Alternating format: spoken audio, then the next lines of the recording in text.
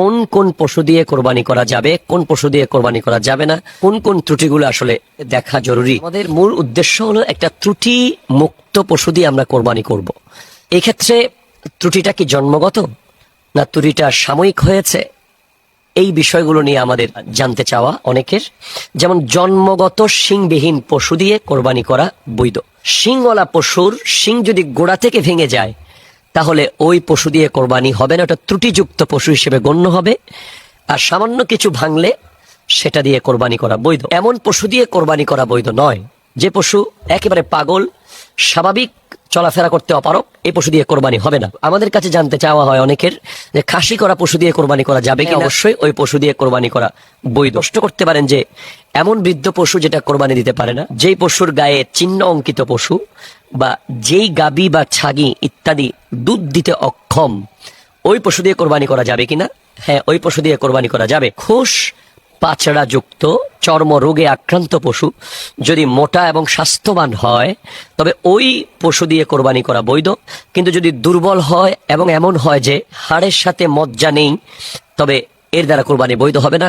মানে অসুস্থতার কারণে খুব শুকিয়ে গেছে, খোস পাচড়ার কারণে ওই পশু দিয়ে কোরবানি বৈধ হবে না। যদি খোস পাচড়া যুক্ত পশু মোটা তাজা হয় তাকে দিয়ে কোরবানি করা বৈধ হবে। প্যারা চোখের পশু কোরবানি বৈধ, তবে এক চোখ অথবা উভয় চোখ অন্ধ হয়ে গেলে ওই পশু দিয়ে কোরবানি করা বৈধ হবে না। খোড়া পশু, এটা খুব বেশি আমাদের লক্ষ্য করা হয় যে পা খোড়া থাকে পশুর, হয়তো গাড়ি থেকে নামার সময় পা ভেঙে গেছে কিংবা কোনো কারণে খোড়া রোগে আক্রান্ত, যে পশুটি জবেহের স্থান পর্যন্ত যেতে অক্ষম, ওই পশু দিয়ে কোরবানি বৈধ নয়। অসুস্থ পশু, দেখলেই মনে হয় যে পশু অসুস্থ, এটা যে কোনো সময় যে কোনো বড় ধরনের অঘটন ঘটতে পারে, দেখতেই অসুস্থ মনে হচ্ছে, যাকে দেখতে ব্যাহত মনে হচ্ছে, ওই পশু দিয়ে কোরবানি করা বৈধ হবে না। যেই পশুর কান বা লেজের 1/3 বেশি কর্তৃত রয়েছে ওই পশু দিয়ে কোরবানি করা বৈধ হবে না। কান বা লেজের 1/3 কম কর্তৃত হয় তাহলে ওই পশু দিয়ে কোরবানি করা বৈধ। জন্ম থেকে উভয় কানবিহীন কিংবা কানবিহীন পশু দিয়ে কোরবানি করা বৈধ হবে না, তবে ছোট কান হলে সেই পশু দিয়ে কোরবানি করা বৈধ।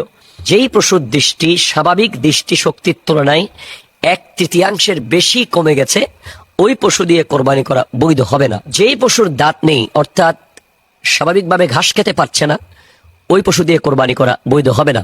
যেই পশুর স্তন কর্তৃত কিংবা শুকিয়ে গেছে একেবারে, এমন পশু দিয়ে কোরবানি করা বৈধ নয়। ছাগলের ক্ষেত্রে কেবল একটি স্তন শুকিয়ে গেলে কোরবানি করা যাবে না, আর গরু বা মহিষের ক্ষেত্রে 2টি স্তন শুকিয়ে গেলে কোরবানি করা যাবে না। নাক কর্তৃত পশু দিয়ে কোরবানি হবে না।